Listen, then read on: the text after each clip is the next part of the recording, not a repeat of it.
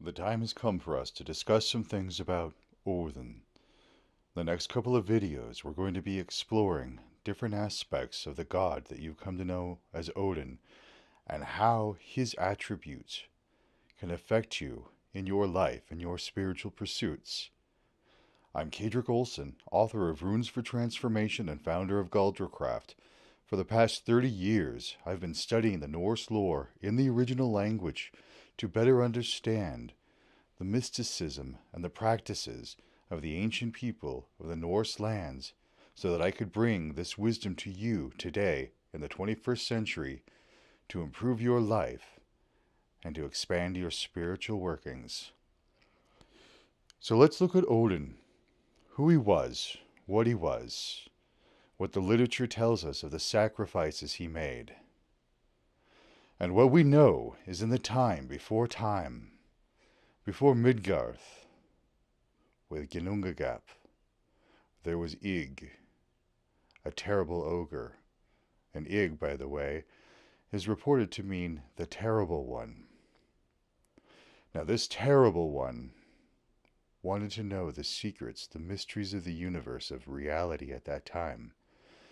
And so he found the conduit that connected all of the universes, all of the realities together. And in what we would understand as a shamanic practice, a shamanic sacrifice of self to self, he hung himself upon this great conduit to understand the underlying mysteries of the reality that he knew at that time, at that place. The mysteries we call the runes. Thus, this great conduit, this great force, this great binding force, came to be known as Yggdrasil, the great world tree. Armed with his knowledge of runes and the sacred mysteries of the universe, this Ygg roamed the lands, made friends, alliances, and with one of these was with a being known as Mimir, one of the wisest of all beings. And Mimir had a well that any who drank of this well would know the fates of all things. So Ygg sacrificed his eye to this well so that he could know the fates of all things, and in doing so he became known as Grim or Grimnir, the cloaked one, the hidden one. And this cloaked hidden one now roamed the worlds as we better know them to be, and by came to know of a great substance that would give inspiration and ecstasy for those who drank of it. This was the fermented blood of the dead god Kvasir, a god who said could answer any question asked of him. His blood was drained and mixed with honey and with magic, and it was now in the possession of a giant named Sutung, and through deceit and guile, Grimnir, under different names such as Bulverker, was able to acquire this mead of inspiration.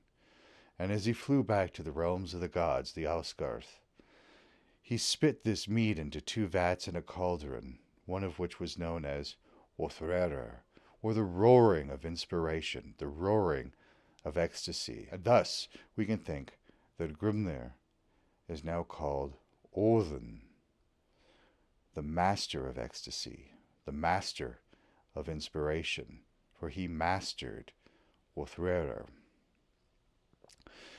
And it was through these 3 sacrifices that Ygg, the terrible one, the ogre, in the time before time, maybe he descended, maybe he ascended, it doesn't matter. Ygg became the god that we know through these sacrifices.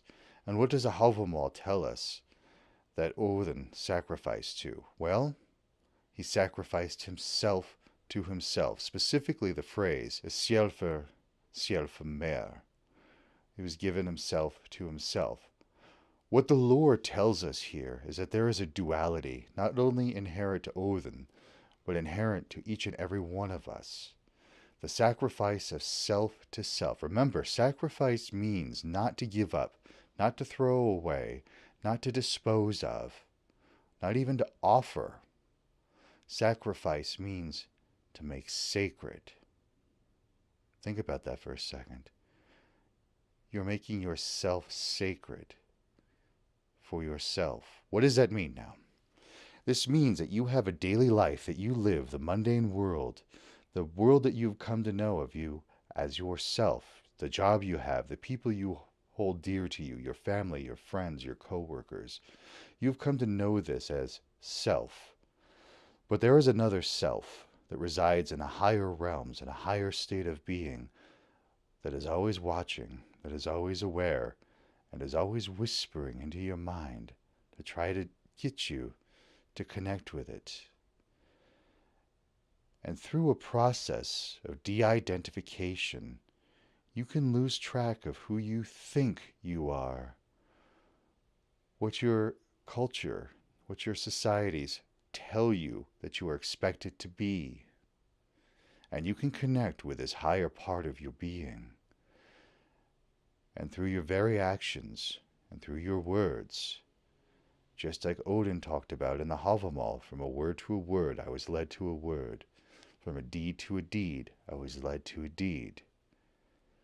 Your very actions, your very words, become a sacred prayer to your own higher being when you make your life an emanation of the will of your divine self. This is not wacky, woo-woo, new agey, weirdo stuff. This is in the lore.